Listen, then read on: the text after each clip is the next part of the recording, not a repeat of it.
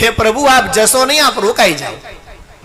કુંતી માં સ્તુતિ કરે છે કે આપે તો આ પાંડવોની રક્ષા કરી, અને પાંડવોનો પ્રાણ કોઈ હોય ને તો એ પાંડવોનો પ્રાણ બીજું કોઈ નહીં, આ કૃષ્ણ એ પાંડવોનો પ્રાણ છે. અમારો પ્રાણ જતો રહેશે જો તમે જશો તો, અમારે તમને જવા નથી દેવા. ખૂબ રોક્યા, સ્તુતિ કરી નાખી કુંતા માતાએ. અને કુંતી માની સ્તુતિ સાંભળી અને સ્તુતિ ગુણાનું કથનમ, ગઈકાલે જ કહ્યું, સ્તુતિની અંદર માત્ર ને માત્ર ગુણ હોય, કોઈ માગણી ના હોય. અને આ સ્તુતિ થઈને એટલે ભગવાને સામે ચાલીને કહ્યું કે ફોઈ મારે તમને કંઈક આપવું છે, તમારે શું માગવું છે કહી દો, હું તમને આપવાની તૈયારી લઈને જ અહીંયા આવ્યો છું. કુંતીજી કહેવા લાગે કે મારે કંઈ જોઈતું જ નથી, મારે તો બસ કૃષ્ણ જોઈએ છે, મને કૃષ્ણ, તમે જશો નહીં. આ કૃષ્ણ વાત માનતા જ નથી, બસ મારે જવું તો પડે ને, મારી દ્વારિકા મારો રાહ જોવે છે, દ્વારકામાં મારી રાહ જોવાય છે, મને જવા દો. ભગવાને ખૂબ આજીજી કરી, કંઈક તો માગી લો.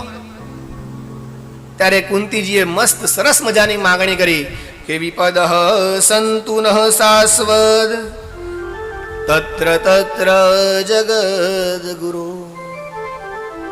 આપણી જોડે કદાચ ભગવાન માગવા આવે ને, એમ કહે ને કે બે તું માગ ને, તને ભાવે, તને જોઈએ ને વરદાન હું આપી દઈશ, જે જોઈએ વરદાન માગ.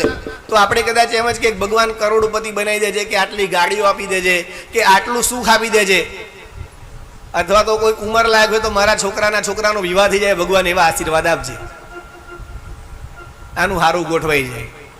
આપણાને માગતા જ ના આવડે હો. અને કુંતીજીએ તો કેવી સરસ માગણી, વિપદ સંતુ ન શાશ્વત. હે ભગવાન, તમારે મને કઈ આપવું હોય ને તો આપવું હોય તો માત્ર ને માત્ર મારે દુઃખ જોઈએ છે, મને સુખ નથી જોઈતું. કારણ કે તત્ર તત્ર જગતગુરુ, જ્યાં જ્યાં સંસારમાં દુઃખ છે ને ત્યાં જ કૃષ્ણ છે, ત્યાં જ ભગવાનનું નામ છે. એટલે જો ભગવાન તમારે મને કંઈ આપવું હોય તો માત્ર ને માત્ર મને દુઃખ આપો, મને દુઃખ આપો, મને દુઃખ આપો. કારણ કે આ જ્યાં પાંડવો દુઃખી હતા ને, એ દુઃખની અવસ્થાની અંદર પાંડવોની જોડે કૃષ્ણ હતા.